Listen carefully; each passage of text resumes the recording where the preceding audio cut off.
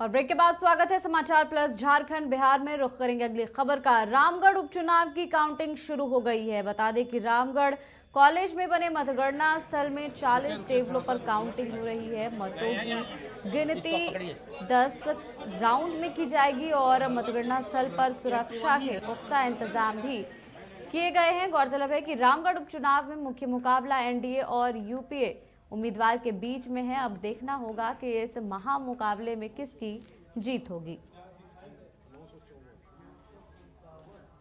तो रामगढ़ में उपचुनाव के नतीजे आ जाने हैं और अब जो महामुकाबला है वो यूपीए और एनडीए के बीच में है। और बता दूं कि उपचुनाव को लेकर जो है तमाम प्रक्रियाएं बहुत पहले से की गई थी, जिसके बाद बड़ी संख्या में लोग अपने मत का प्रयोग करने भी पहुंचे थे मतदान केंद्र पर। और आज मतगणना का दिन है। सुबह से ही काउंटिंग जारी है। 2 राउंड की काउंटिंग हो गई है, तीसरे राउंड की काउंटिंग हो रही है। और अब तक जो रुझान सामने आ रहे हैं उसमें एनडीए बढ़त बनाए हुए है, यूपीए फिलहाल पीछे चल रहा है। तो एनडीए की तरफ से सुनीता चौधरी उम्मीदवार हैं, तो वहीं यूपीए की तरफ से बजरंग महतो उम्मीदवार हैं और इन्हीं दोनों के बीच महामुकाबला है।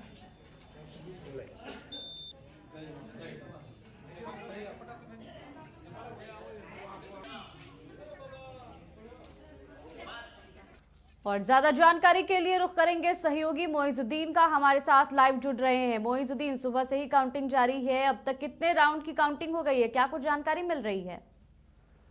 अनुजा, देखिए, रामगढ़ उपचुनाव के मतदान के बाद आज मतगणना की प्रक्रिया शुरू हुई है और यहां एनडीए और यूपीए के बीच कांटे की टक्कर देखी जा रही है। अगर बात करें एनडीए से तो सुनीता चौधरी फिलहाल 11,000 करीब 11,000 वोट से आगे नजर आ रही है। वहीं यूपीए से अगर बात करें तो बजरंग महतो फिलहाल अभी शिकस्त खाते नजर आ रहे हैं। चुनावी मतगणना जो ये है उसके परिणाम के अनुसार अभी जो रिजल्ट सामने आ रहा है इससे यही प्रतीत हो रहा है कि अभी फिलहाल सुनीता चौधरी करीब 11,500 वोटों से आगे चल रही है। आपको बता दें कि ये रामगढ़ उपचुनाव रणभूमि में तब्दील है। मतदान जो हुआ उसी समय से दोनों ही प्रत्याशी लगातार अपनी ताकत झोंक रहे थे और आज मतगणना का दिन है और चुनावी परिणाम भी जल्द घोषित किए जाएंगे। लेकिन फिलहाल जो अभी चुनावी मतगणना के बाद जो परिणाम सामने आ रहे हैं इसका आकलन कहीं ना कहीं नजर यही आ रहा है कि सुनीता चौधरी इस रणभूमि को फतह करने वाले हैं। लेकिन आपको बता दें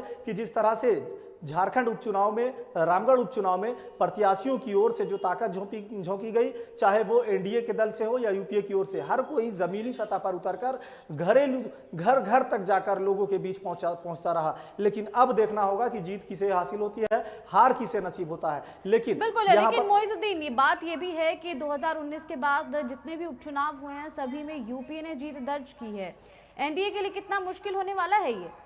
देखिए, एनडीए के लिए ये काफी चुनौतीपूर्ण रहा क्योंकि अब तक यूपीए ने वहां पर हमेशा से झंडा लहराने का काम किया है। ज्यादातर चुनावों में यूपीए ने झंडा लहराया है। लेकिन एनडीए के लिए जो चुनौतीपूर्ण था, उन्होंने जमीनी सतह पर उतर करके तैयारियां की और फिलहाल जिस तरह से रुझान देखने को मिल रहा है, पहले चरण का जो रुझान नजर आ रहा है, पहले चरण का जो चुनावी जो मतगणना हो रहा है, इससे यही प्रतीत हो रहा है कि सुनीता चौधरी फिलहाल आगे चल रही है। अभी अगर चुनाव की बात करें तो चुनाव को लेकर के वहां की जो सुरक्षा व्यवस्था है वो भी चाक चौबंद लगा दी गई है। पुलिस प्रशासन की टीम लगी हुई है, जो पीठासीन पदाधिकारी हैं और जो बाकी के जो जवानों की तैनाती की गई है, उससे सीधे तौर पर लग रहा है कि निष्पक्ष रूप से ये मतगणना की प्रक्रिया हो रही है और जो साफ माहौल में, साफ सुथरा माहौल में जो यहाँ पर चुनावी प्रक्रिया, मतगणना की प्रक्रिया हो रही है वो नजर आ रही है। खास करके मोइजुद्दीन, तमाम आप कई दिनों से इस खबर पर नजर बनाए हुए हैं। यूपीए के जो तमाम नेता कार्यकर्ता हैं और एनडीए के जो तमाम नेता कार्यकर्ता हैं, उनका क्या कुछ कहना है इस पर?